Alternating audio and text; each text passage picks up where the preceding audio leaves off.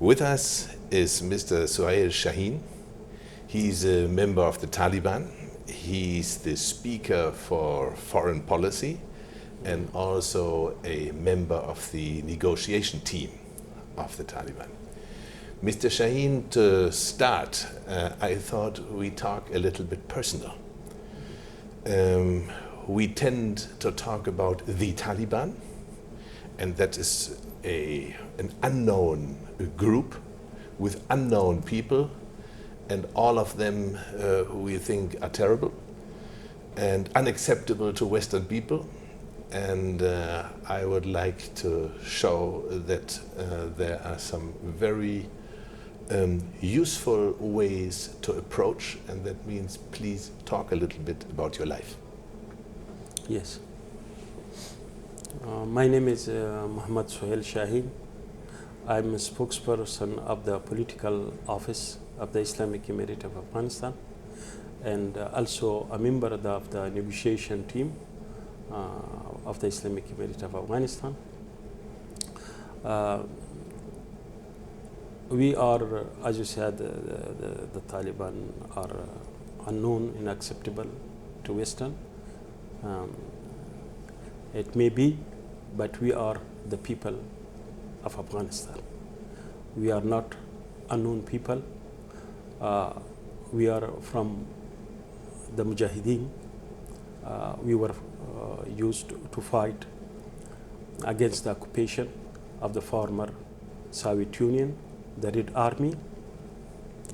At that time, it was the Western media who showered us with such praises and called us the freedom fighters. But today we are doing the same thing. We are struggling for the liberation of our country and against the occupation. We are unacceptable and we are terrible, but while we want the same values, the same thing which the Western maybe people or any human being in the world wants, and that is a freedom of their country to live in an independent country and to have the authority to decide, to make decision, economic decision, political decision on their own. That is what we want. So that is not acceptable to them. That is why we think they should reconsider their way of thinking. We are not terrible people. We are just human beings like others. We want the same values which other people want, and that is independence of our country, and also at the same time we want development and prosperity our people, and also cooperation with all other countries to instruct our country. That is we are. Thank you. Let's get a little bit personal just for a short while. Are you married? Do you have children? Do you have brothers and sisters? Yes. How many children? I'm married. Yeah. I have children. Yeah. I have sisters. Yeah. I have brothers. I have a big family. Yeah. So just any person in Afghanistan, I am a part of them, and I have a family life. Yes. May I ask, do you have several wives or just one? I have 2 wives. 2 wives. Yes. Based on Islamic rule, I Yeah, can exactly. have 4, Yeah. but I have Yeah. 2. You said you took part in the war against the Soviet Union. Did your family suffer losses in this fight? Did you lose family members due to the war? Yes. I have lost members of our relatives. And how many, roughly?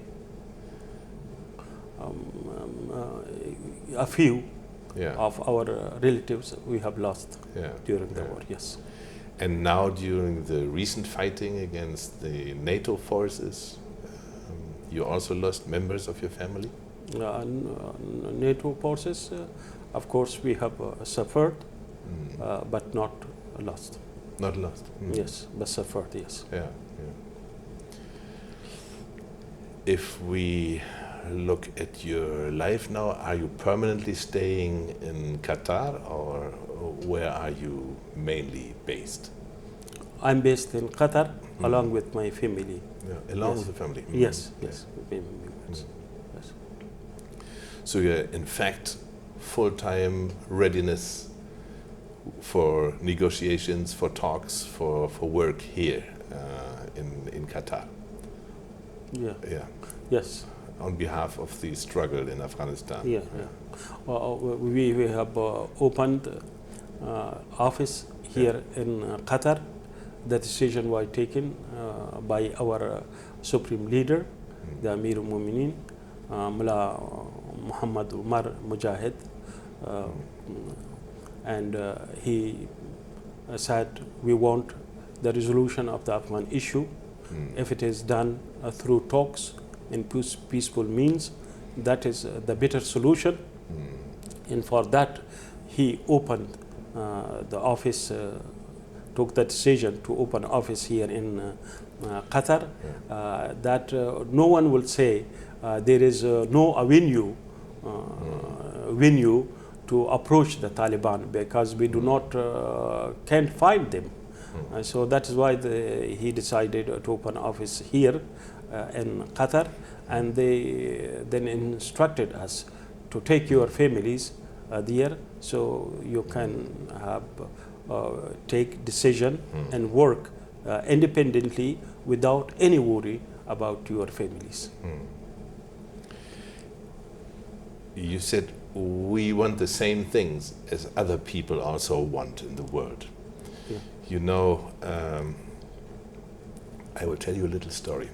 When I got the only visa the Taliban issued after 9/11, by the decision of the Taliban leadership at that time in 2001, I went to see Nur Ali in Kabul, who was then something like a kind of secret service minister in the Taliban government. And it was just a few days before the Taliban left Kabul. And we were sitting in a group of people, and all of them very strong, very serious people. And he asked me, we had asked for this, I had asked for a meeting. He was there ready to do the meeting, and it was about a paper we should get that we can move around freely. So if we are controlled, we can show something that this is okay. We are not spies or something like this. The Northern Alliance was already proceeding towards Kabul. So Nur Ali asked me, what have the Taliban done wrong? I thought this a very astonishing question. It was very open and very normal, as if this is not war, this is not about, destroying, annihilating the Taliban, as if not NATO forces were bombing all kinds of places in Afghanistan, mainly civilian. Also the big hospital in Kabul was bombed intentionally, of course, we know this. And I said, do you want an honest answer, or do you want a diplomatic answer? And he said, I want the truth, please. And I was astonished again. And I thought this was a very good approach. I felt I had confidence in this man. And then I said, well, some taxi drivers were beaten up because they were listening to Indian audio cassettes that was not allowed. Then when they were controlled, the length of their beards was measured. And again, maybe a beating if it was too short. And then there was a kind of tough oppression in many cases. And I watched the man. And while I said this, he was holding his teacup. His head went down and down and down. And I thought again, what a nice man. he was very honest. You could see he was accepting the Taliban had done something wrong. In the end, I told the story of the Buddha statues that were blown up. And a huge outcry around the globe because of that. And then I thought I stop it here. And I was watching all the other people around. We were drinking tea. And suddenly I had the feeling all of them had already killed other people. So I felt in a little bit difficult situation, but I thought I continue here because he was the host. He was asking me to tell him the truth. So I said as best as I knew. In any case, what in fact the Western public widely thinks is that the Taliban are still the same as 2001. And if they ever come to have a strong word in Afghanistan, more than the, 30–40% of the country you already rule, that will be tough for the people. And again, they will, I quoted, economic and financial mismanagement and things like this. So they think this will all happen again. What is your opinion to that? I think there are 2 or 3 points I would like to mention. One is that at that time there was everyone was searching to find raw stuff for propaganda. So they were finding those people even to make it enlarged, to introduce us a bad people to the world, making a lot that. Secondly, a conduct of an individual is not that would be part of our policy. Of course, we are reviewing our policy. There would be this time we are reviewing there if there is any faults. There were individual conducts in the past. Of course, there will be a framework for that would not repeat and happen. But that is a conduct of the individuals. It was not policy. They were not told to do this or this way, to have a harsh approach with the people. But it was the beginning, and the people didn't have trained people, and also at the same time we were confronting domestically with the people and also with the world. We didn't have a budget and also the structure of the government. So all our people were volunteers. So maybe because of lack of experience at the beginning, some person have a strange conduct which we didn't accept and do not accept now. But it is a story of the past. We believe in the efficiency of the government, and we think the officials of the government, they are servants of the people. So their conduct should be like a servant, and they should serve the people and work for the prosperity of the people.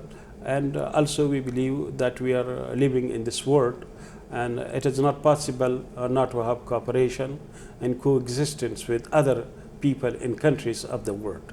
So, and also we need development of and construction of war-ruined country, and that is only possible that we have interaction with other people in other countries, and also constructive cooperation. So that is our policy.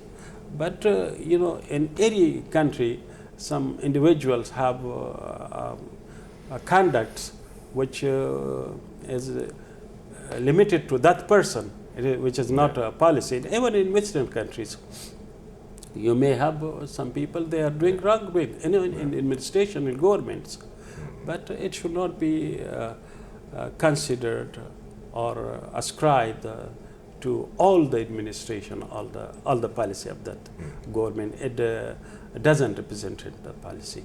So for that, for the past, as I said, they said for future, we have this policy as which I just mentioned. If we think about this, Would there be, for example, I'm just checking how to explain to our viewers what would be the new era of Taliban if you come to rule more parts of the country. Would there be, for example, some possibility to appeal? That means if somebody feels I was treated unjust by the Taliban government, there was something wrong, where can these people go? Yes. What can they do? How can they say, okay, I want this to stop? What would be the possibility in the Taliban government? This we are doing right now.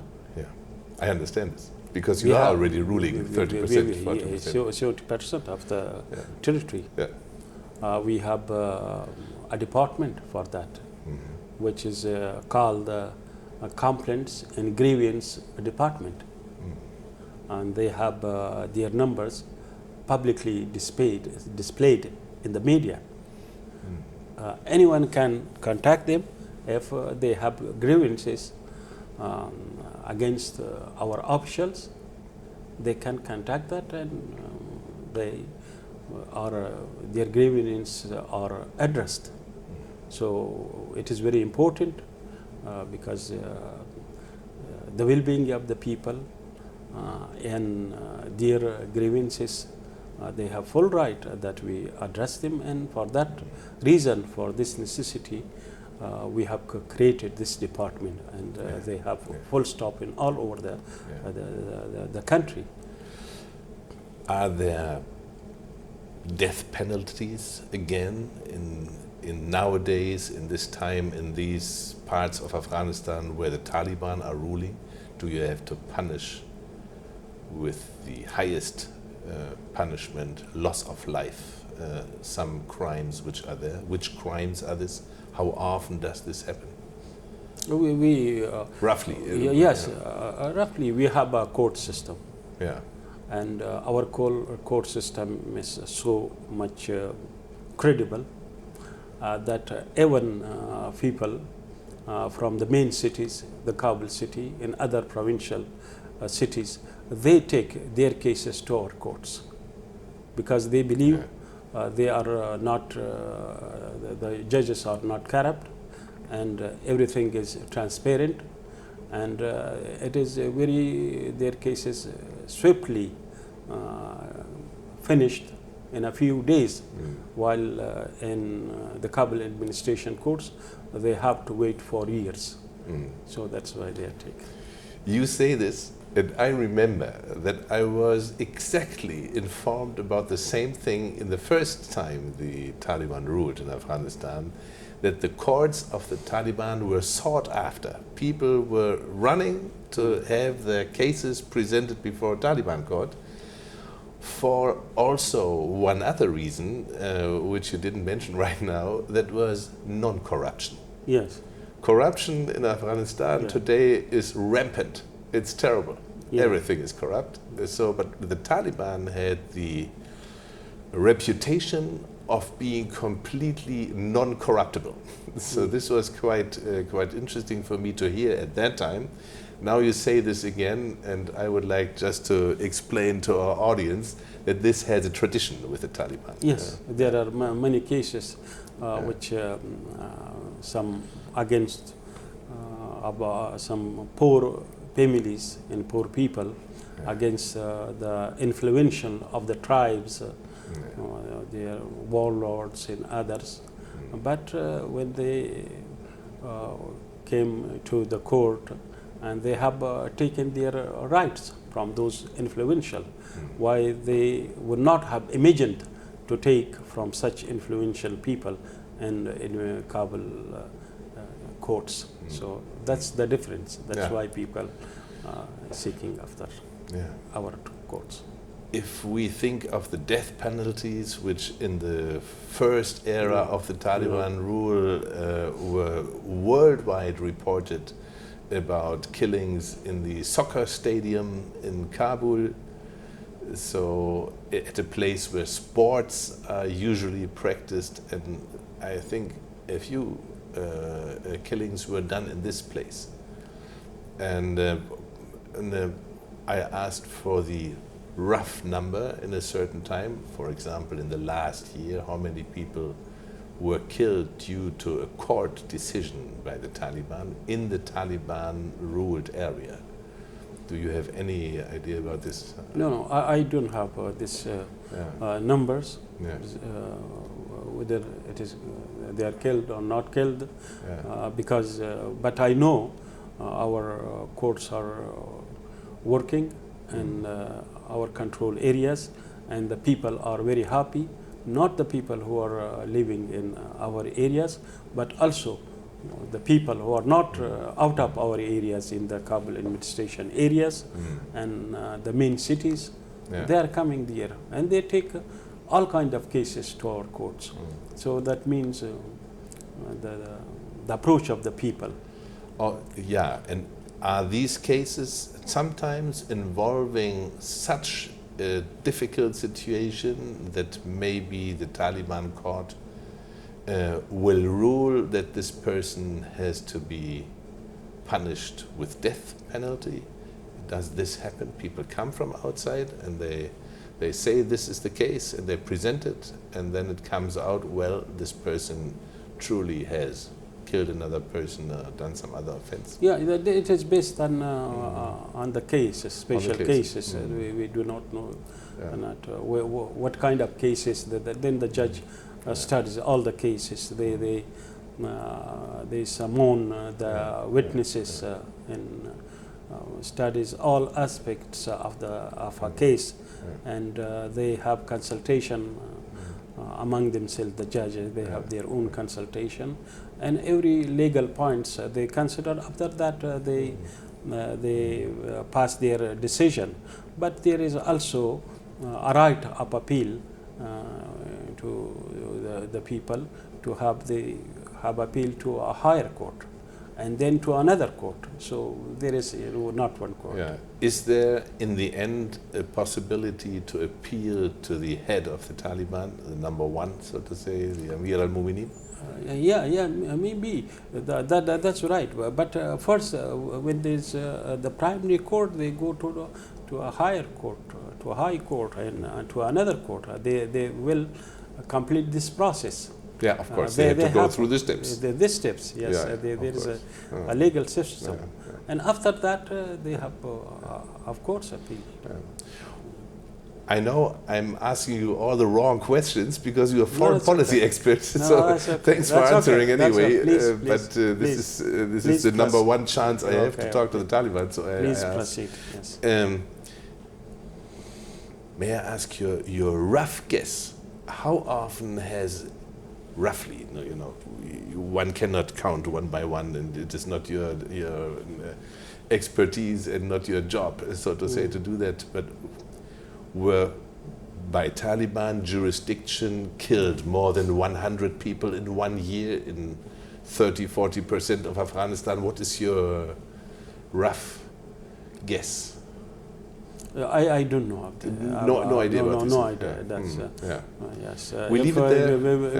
If it is, then we can ask our courts department, and they say how many cases you have taken this decision about them, what they are, and they may provide that.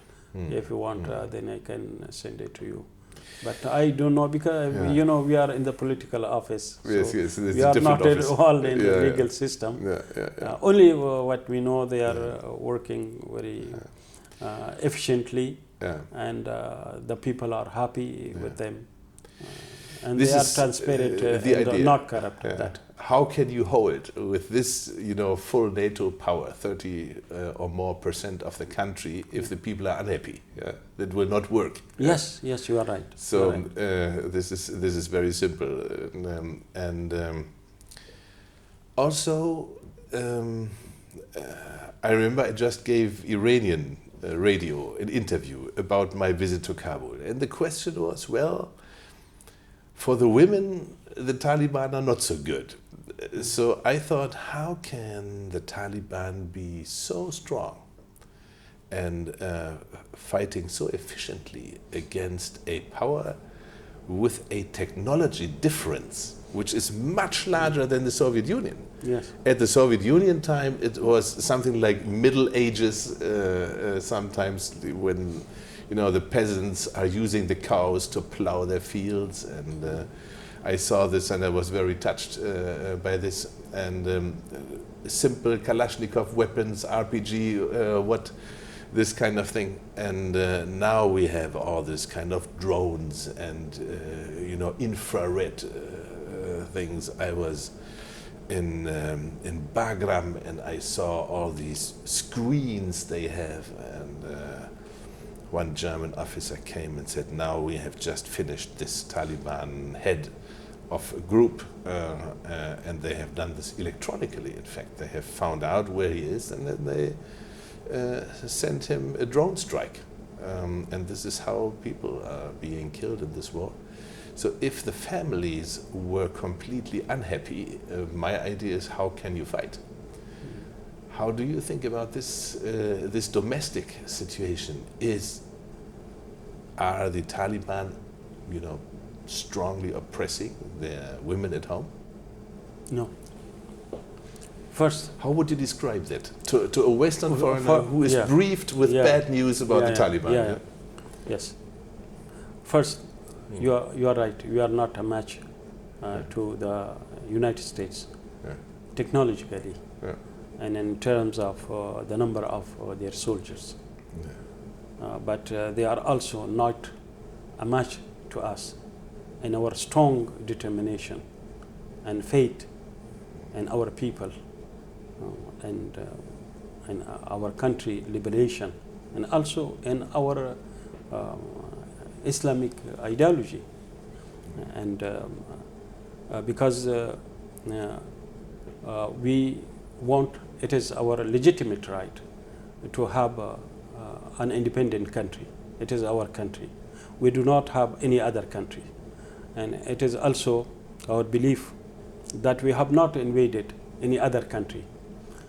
It is other people who invaded our country. We are not in their country. They are in our country. They have taken our rights.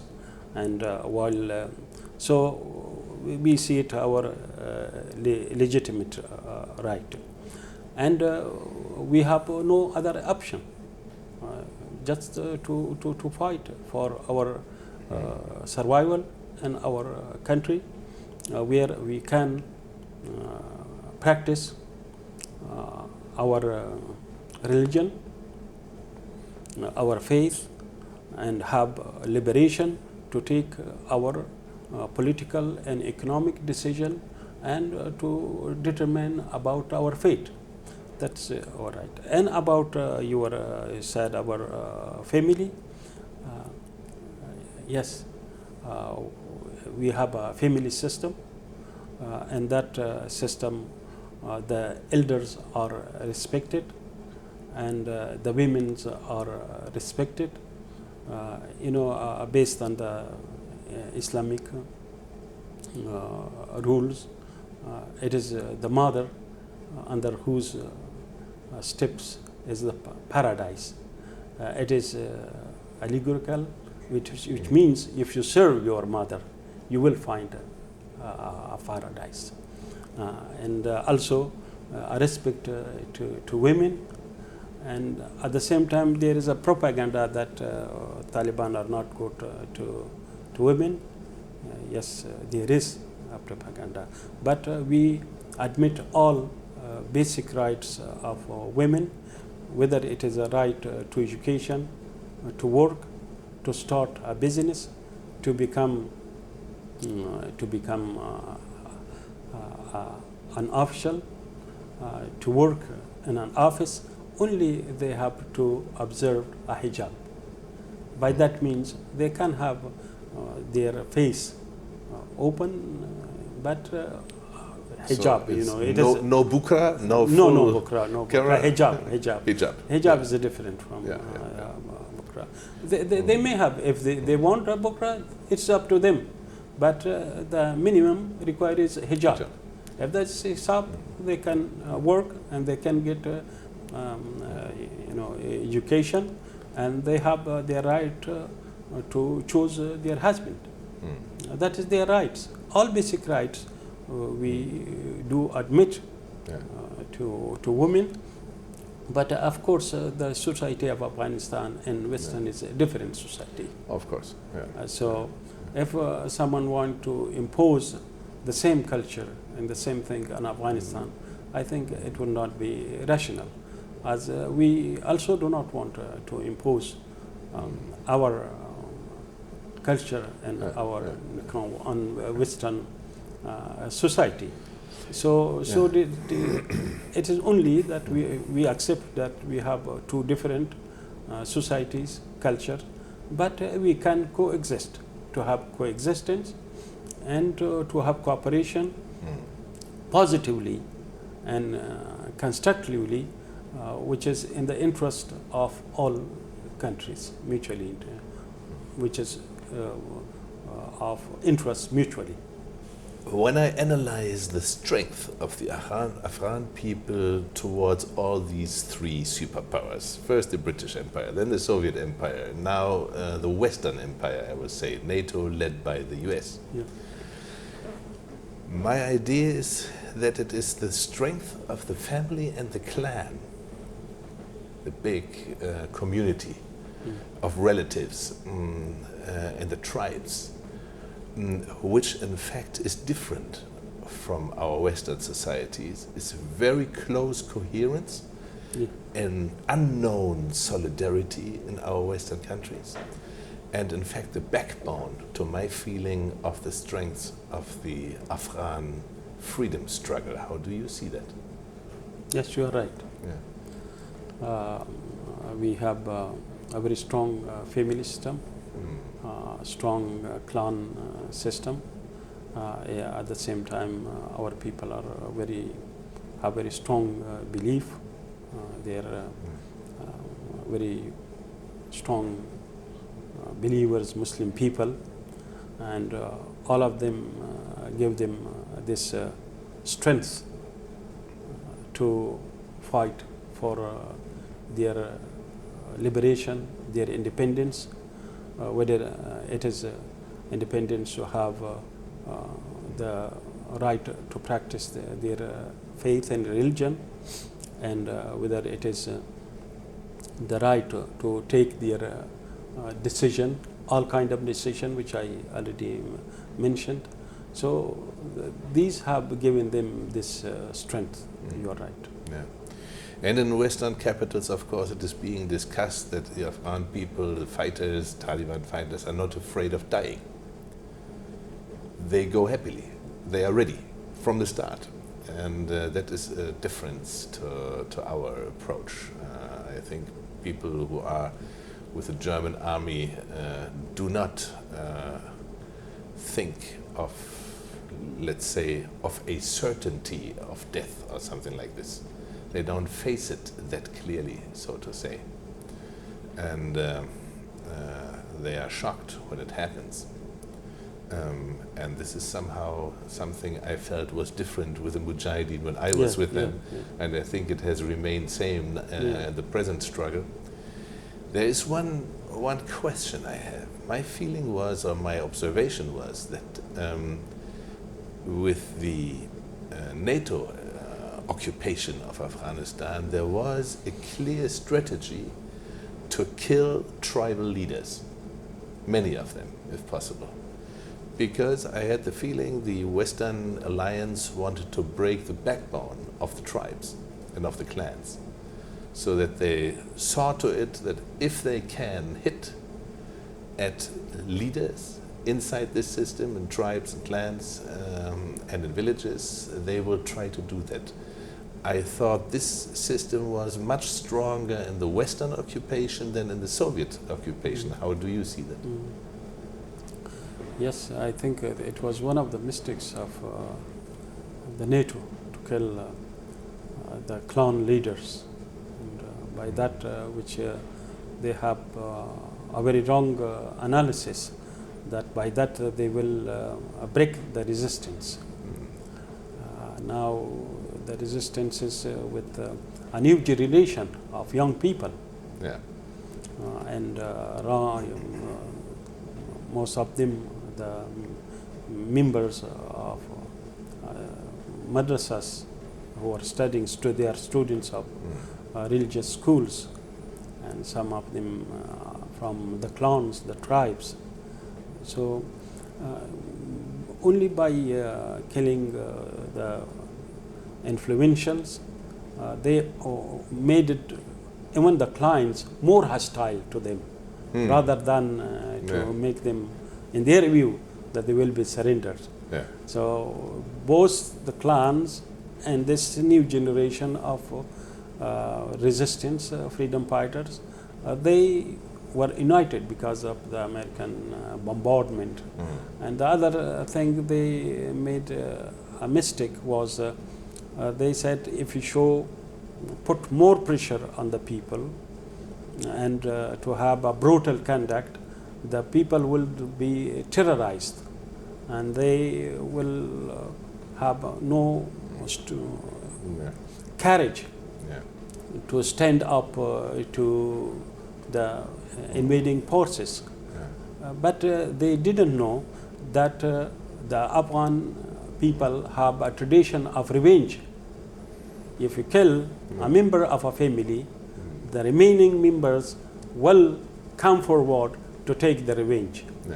And that also increased or strengthened the ranks and files of the Islamic Emirate or Taliban. Are you Pashtun yourself? Yes, I'm Pashtun. Yes. So I think it's Pashtun Wali very much, yes, which has Pashtun this Wali. revenge system, which is so strong. So strong. It unites the clan. Yes. So it is all over the Mujahideen, and it is especially to Pashtun, but it is not only limited to Pashtun. We have also Tajiks and Uzbeks and all those, so they have a similar tradition. Another question which is just coming up, if you look at the ethnicity in the Taliban movement, how many percent Pashtuns are there? What is your rough guess? Right now? Right now, yeah. Right now, we have Mujahideen all over Afghanistan. Yeah. We have a very strong base in Badakhshan, and Takhar, and other northern provinces of Afghanistan, which they consist of Uzbek Mujahideen, but of course they are Uzbek from Afghanistan, not from other countries. Yes, and also Tajiks. We have very strong outposts there, and Jabhat, France, of Mujahideen there. Similarly, we have in the Pashtun areas, the Pashtun provinces, yes, we have. So now the movement is countrywide, all over the country. Yeah. It is not limited to a certain province or to a certain belt of Pashtun, as they were called in the previous years. Yeah. Hizb Islami had a very radical policy when I was there in the fight against the Soviet Union, that Hekmatyar said, I want to invite non-Pashtun ethnicities to become a group commander or bigger commander in the Pashtun area, to introduce, more of the brotherhood cross-border, so to say, among the ethnic, let's say, diversions that people get accustomed to, growing together and fighting together. Is this also policy of the Taliban? No, it is not. We can say that it is policy that to appoint another from non-Pashtun area to Pashtun area, it should be. But usually the governors are transferred each year. Some of them may be transferred to Tajik areas and some to Pashtun areas. But yes, they are transferred. So on the high level you do it? Yes, they're usually transferred. So that they, from the beginning, the people know, and all the governors, they are well known to Tajik people and also to Pashtun people, because each year they are transferred from one area to another area. So that is why one of the reason our leadership have a very strong control and obedience from the governors. So they are not like in the previous jihad against the Soviet Union, when there was a commander, he was in one area or one province, the same province for years, and no one was able to transfer him to another area, because he will resist. In case of the Islamic Emirate, it is not the case. Every governor or commander knows that he can be transferred to another province, to another area by the leaderships. So when he received the instruction, he just obeys that and goes to that province. That's tough, because these regional leaders were little kings in the past. Yes, so it was really very, very hard to rule them and to make a disciplined body out of them. Right. Yes. That we have this better experience of the past. We do not want to repeat that, and to make commanders allow unto himself, or to make them, as you said, king. So then, as a result of that, the people will suffer, and they will do very wrong things to the people. So in order to make the justice be prevalent, it is important that the commanders be transferred from one place to other places. So the commanders and the governors, they will know, if I do not serve the people, so there will be complaints against me to the Department of Grievances. So I would be transferred immediately. So my next change will not be so happy. Yes. Right. So if we slightly approach towards your subject, foreign policy, there's some big fear among the neighbors of Afghanistan that if the Taliban rule, you will try to export your Islamic revolution, especially to the crisis-ridden former Soviet republics in the north, but also other areas where the governments are afraid the Taliban are ruling. Will we have, traveling mullahs and influence and fighters going to and from? Will we be destabilized by establishment of the emirate? No, that is maybe a propaganda or some rumors, but it's not a reality and not our policy. And our neighbors now know that. All our neighbors know that.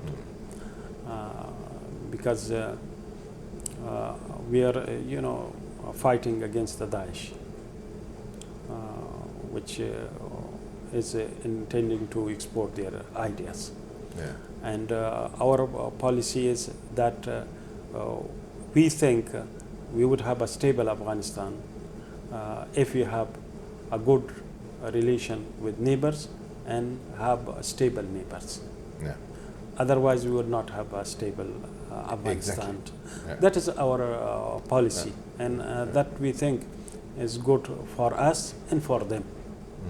And we have contacts with all our neighbors. We have contacts, interaction with the Russian Federation, with China, with other neighboring countries, all of them. So it is important that they know our policy, and they know that. And we also know their policy, their intention. I think it is good for all of us that to have a peaceful coexistence. It will be good for the region and also for the whole world, for peace and stability. For China is a very vital question with the Muslims they have and the huge, oppression business. This is also going on there. And as we all understand, the CIA is working on this case too, along the old established lines they have always used. So if the Taliban would not, adhere to these principles, there would be immediately difficulties with China. Are you aware of this how to say, sensitive spot of Chinese policy. Yeah, we have contracts with China. Yeah. Right now, they are planning to hold a peace conference in China, in which we are also invited from the political office, and also from Afghanistan. The politicians are invited. So it's an Afghanistan peace conference. Yes, it is like the same line which was held in Moscow. Yeah, okay. Yes, of course, some well-known politician from Afghanistan, famous, they are invited to that conference, and then we will have, I think, within the next 2 weeks. So really? yes. So they know that the Islamic Emirate of Afghanistan is focused on the liberation of the country, and they want to have stability in Afghanistan and also in the region, because otherwise we will have this chaos to continue for. We do not want that. If you mention this conference in China, Yes. do you think Moscow and Beijing are competing about influence in Afghanistan? No, I don't think they are competing. I think they are cooperating. Yes. Among each other also? Yes, they are cooperating with each other in order to bring about peace in Afghanistan. And I think they want that the foreign troops withdraw from Afghanistan. They see it in their interest. Yeah. And it is also in our interest and the interest of the people of Afghanistan that the foreign troops withdraw from Afghanistan. And also I see it in the interest of the West and also the America to close the chapter of war, hostility, destruction, bloodshed in Afghanistan and open another chapter which is a chapter of cooperation, construction and coexistence and a good relation with Afghanistan. We have made this clear to the Americans, to their negotiation team. I think that is good for both. If they do not accept, so this is up to them. But we have made open whether they come to the peaceful solution, it is open. If they come to the field of the battle, it is open to them. But we think it is better for both of us to have a peaceful solution of the Afghan issue and start another chapter. But anyway, one can't impose anything on another. That is up to them. Yeah. What is the American reaction to these conferences? Do you feel anything there in your contacts with the American negotiators on events in Moscow and maybe then later China? I have not seen any reaction so far about the China's holding this conference. But before that, the China has played a positive role in peace in Afghanistan. China has contact with USA and also with Kabul and with Russia. And before that, we have had conferences in Moscow. And all well-known politicians from Afghanistan, including Mr. Karzai, they had participated in that conference. So it is one of the series of those conferences which is to be held in China. I think if the Americans want to resolve the issue peacefully, it is a good help that such conferences to the peace and stability in Afghanistan. But now, as you know, we have concluded the peace agreement and also the annexes of which is called the plan of action. We have completed It is a copy of that is with the state of Qatar. So with the American negotiators, you yes, would yes, say. Yeah. yes, yes. So it is now to America, if they want to sign this, so we would have a peaceful solution. If they do not want to sign that, we would have a war that to continue. But in that peace agreement, there are points. Some of them are 4 points, among others, which are the main points. For example, the withdrawal of foreign forces from Afghanistan, and how quickly? How quickly would that be? Within 1 year, or? Yes, there is a timetable Yeah. For the forces. I know the period of the timetable. Yeah. But I can't say here because we are committed not to disclose it right now. Yes. And also that assurances to the Americans that we would not allow anyone to use the soil of Afghanistan against the United States and its allies. Also, there is the intra-upon negotiation to be started immediately after the signing of the peace agreement. Yeah.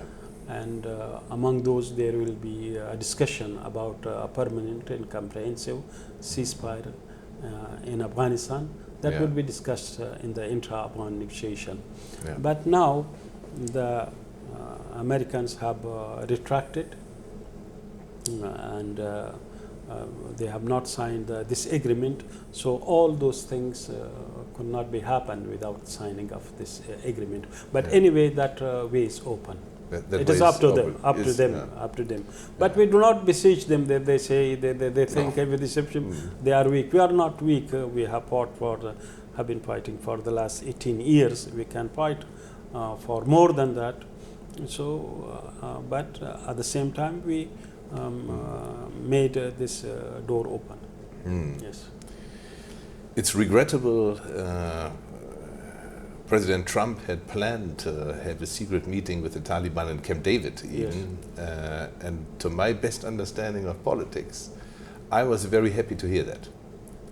Because Donald Trump is his own person very much.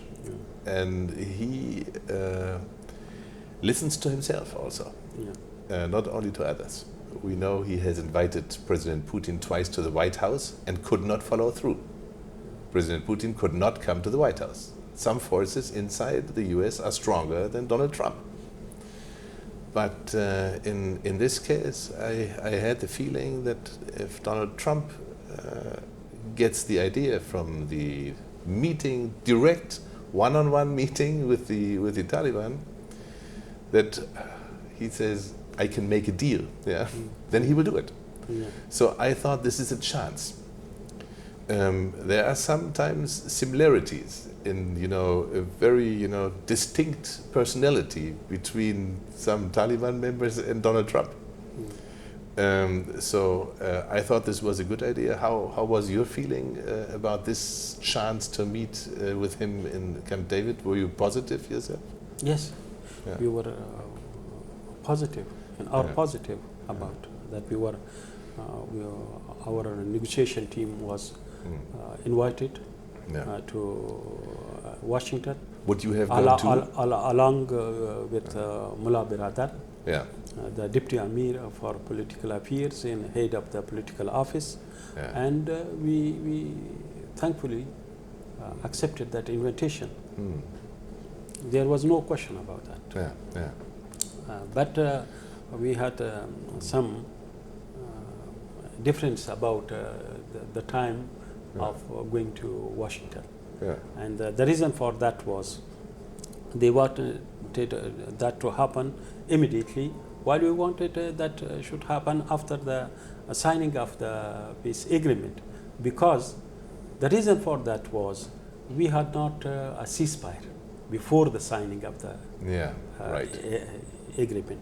So there was possibility either from their side or from other side, some very huge attack happen Yeah. in Kabul or in other cities Yeah. while we were in Washington. Yeah. So that would have left a very negative impact on our visit. Yeah. Yeah. Yeah. So we wanted first to sign the agreement, and there would be a ceasefire. So we will be assured That nothing happens in that time. that nothing happens that time. Yeah. Yeah. Only we will talk about future, Yeah. and so that will create a conducive, a very good atmosphere. Yeah. Yeah. But before that, it was not possible because they were attacking us and we were attacking them or retaliating. So in that was not a good atmosphere. Why they didn't know this, I don't know. But in our view, we wanted to have take a precautious steps, which is good for them and also for us and also for future future relations. What would have happened if there were such attacks and we were there? Yes. And what the media say, what we would have. And in fact, that happened. There was the big attack in Kabul on the Green Zone, which caused, for example, the German embassy to completely empty their staff.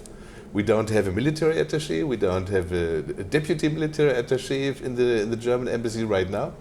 So I joked when I came to Kabul that the German army is headless in Afghanistan.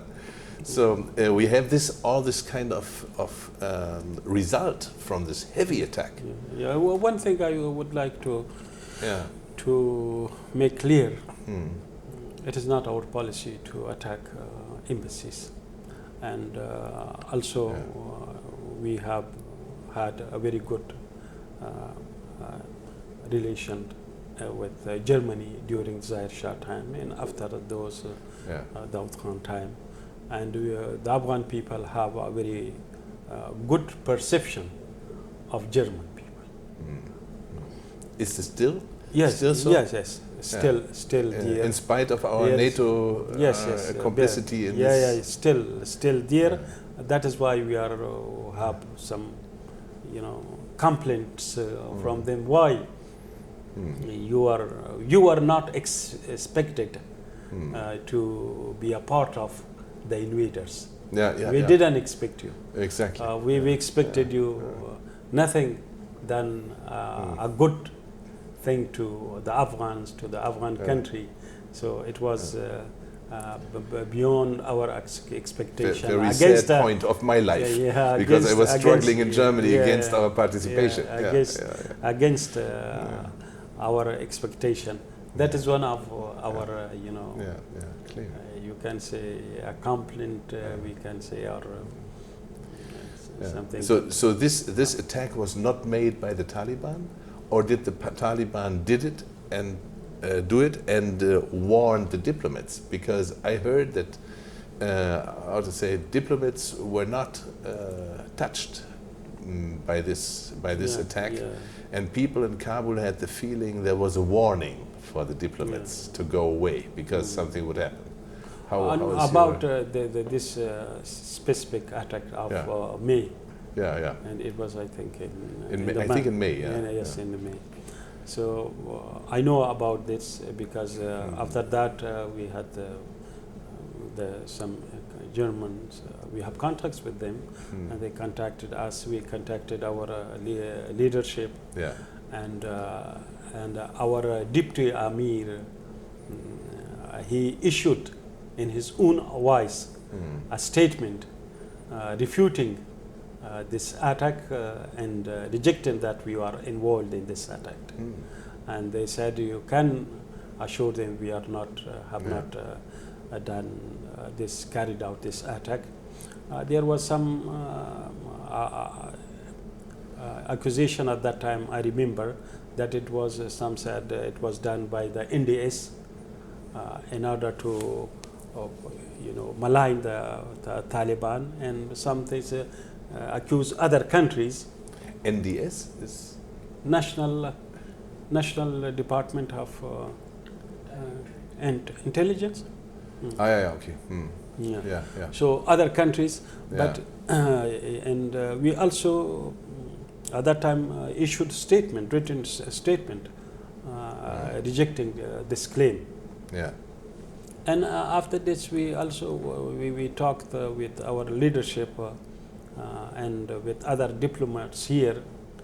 That those diplomats they are safe. We do not attack them unless they are involved in military affairs. Yeah. They are planning attacks against that. Yeah. So they are not diplomat. They are military people. Yeah. So when they are diplomat, we have meeting with them. We have contacts with them here in Doha.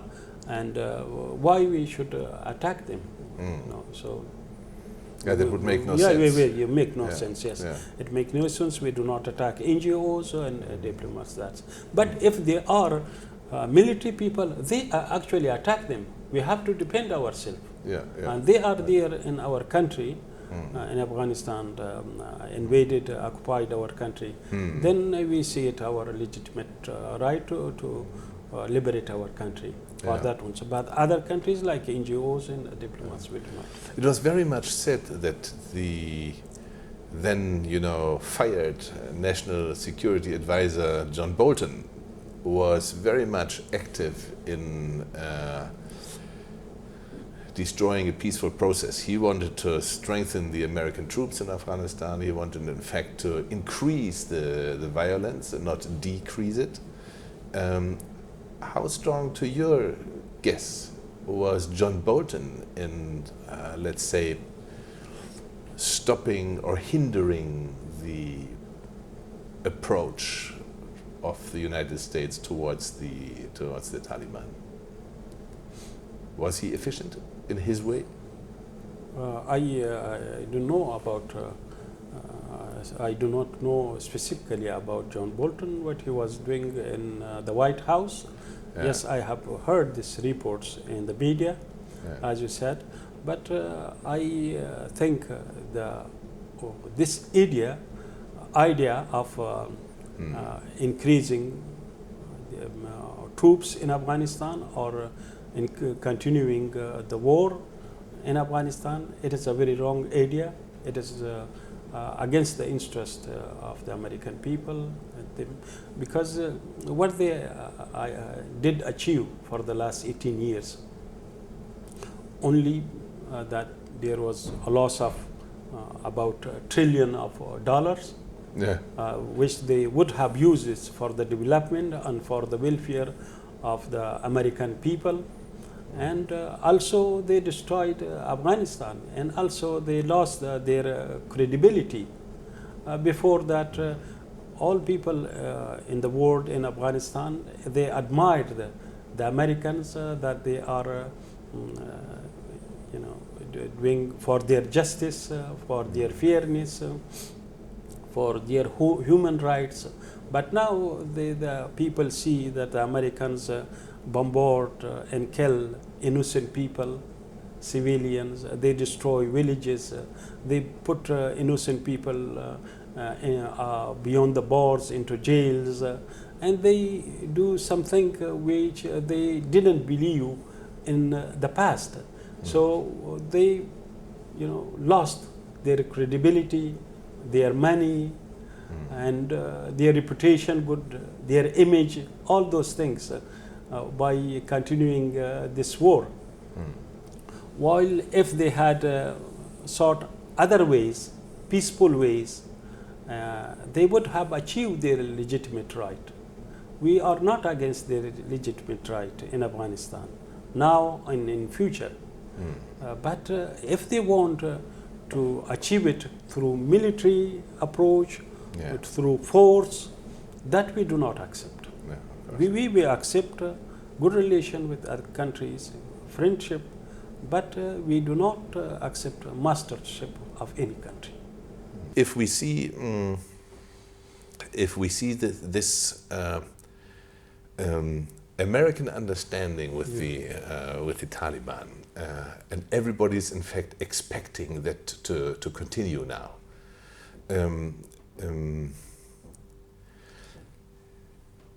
Do you have the feeling you can trust? Do you think that Western countries will keep their promises and they will truly stop interfering? Or maybe, how to say, interference is going underground after that, as we had in the past? I think the Western countries should see what they have achieved by interfering in Afghanistan militarily. Yeah. If they didn't achieve anything, why they should repeat it? Why they should not instead have to use the opportunity to have a good cooperation with Afghanistan? I think if they have cooperation with Afghanistan, I think in a stable and a peaceful Afghanistan, in an independent Afghanistan, they would have their legitimate objectives more served than in a military way. So that is up to them, and they should not repeat it. If you repeat a failure, a wrong formula 100 times, you will get the wrong results 100 times. So I think they should change their way of decision and thinking. We understand in the beginning of the war against the Taliban 18 years ago, there was a discussion between Americans and the Taliban about building a pipeline, the so-called TAPI. Yes, TAPI. Pipeline, and the Taliban refused to take a World Bank loan of $100 million to build the pipeline. The Americans wanted the Taliban government, the Emirate, to take this loan, build the pipeline, and the Americans would control it. They would control the opening of the tap, and they would control the selling in the end of the pipeline, and American companies should build it, but the Taliban refused to take the loan. So this is the story which was told by Ahmad Rashid in his book, who is now a professor in the US and things like that. And on the other hand, now we see that it would be so wonderful for Iran to build a double pipeline of oil and gas, and then we have TAPI coming from the north, this one coming from the west, to China and India, and everybody would be happy. And I think this kind of pipeline plan is anathema to Washington. Washington does not want to hear any of this kind of thing because it goes against their strategic aim of trying to make it difficult for China to procure oil and gas. What is your assessment about this? Again, distorted information. Yeah. At that time, no entity, no country in the world was ready to give us loan. If they have given us loan, either World Bank or any other bank, we would happily taken that. You would have taken that?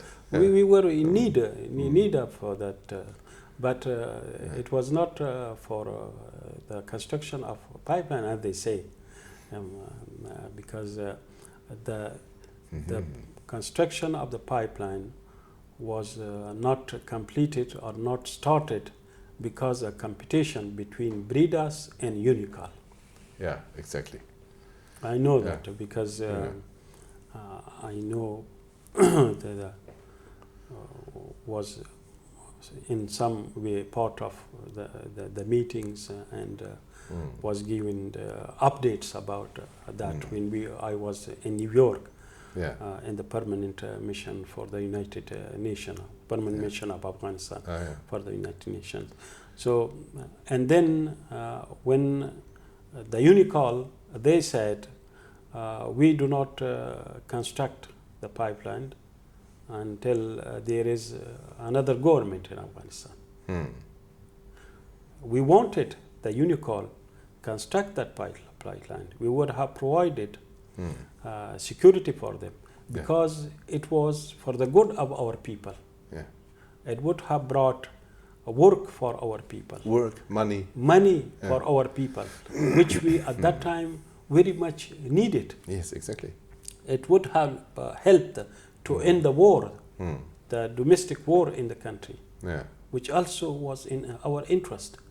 Why we should be against that, which is actually in our interest? But it is part of propaganda to make the Taliban that they do not want construction of pipeline and all those things. But now, right now, the pipeline is constructed about 650 kilometers in areas under our control. Yeah. And we have made announcement for all that we are ready to provide the security. We are providing the security to start the work, and they have already started. The work. So it has changed quite a lot. No, we are not. We never been against the construction of the pipeline. We know it is for the people, for the country. It is a national project, and we support that. So, but we can say we are victims of propaganda. And if we look at this west to east double pipeline from Iran to China and India, if Iran would like to do something like this to enhance its experts under a sanctions regime by Washington, would the Emirate of Afghanistan support such a pipeline too? So we have our own national interest. Our own country, our own people, prosperity. We consider this. We want this pipeline to be constructed in Afghanistan, and this pipeline should be extended to Pakistan and to India. And to China. And to China, yes. This is we are focusing on our own national interests. That's our policy. So no objection against Iran delivering through Afghanistan? They have their own interests, their own programs. That is up to them. But as for us, we are focused all national projects which we support, which is in the interest of our people. If we come to a final word from your side to an audience unaccustomed to original Taliban voices, without any propaganda, any dirty tricks, any editing or something like this, what would be your word towards your audience today? Yes. My word is that, like you, we are not terrorists. We are people like you, human beings, with the same feelings, with the same necessities, sharing the same values, which are to have an independent country, to have prosperity, to have development, and to have coexistence with all other countries. But you fortunately, we deprived of this independence, while you are enjoying those things. We are deprived, and the reason for our deprivation is the presence of foreign troops in Afghanistan. They impose their own decisions on us. They go out from our country and leave us to run our country. But if they have any concern, we are ready to address their concern. And these concerns are addressed in the written peace agreement. But it is they have retracted from their words. Otherwise, we want to have a good relation and to contribute to stability and peace of the region and the world. Thank you very much. Yeah.